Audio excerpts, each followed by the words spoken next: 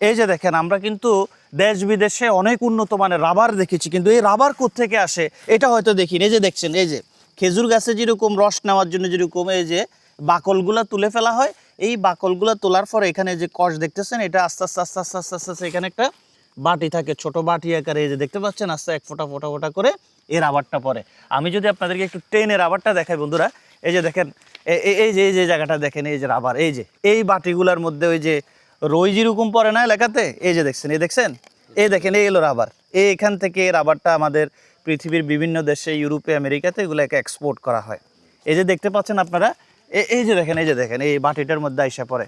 এই যে দেখেন পুরাটাই, এই যে দেখছেন আপনারা, এটাই হলো সম্পূর্ণ, এটা হলো রাবার বাগান। চতুর্দিকে মাইলকে মাইল, প্রতি বিটা একর জমি, এটার কোনো শেষ নাই। কুল কিনারা কোনো পাইতেছি না, আমরা হায়েস্ট দিয়ে প্রায় 2-2.5 ঘন্টা ঘুরতেছি, এই রাবার বাগানের শেষ কোথায় আমরা কোনো পাইতেছি না। এই যে দেখেন, এই হলো রাবার বাগান। যাক, আল্লাহ পাক আমাদেরকে এটা দেখাইছে, আলহামদুলিল্লাহ, শুকরিয়া।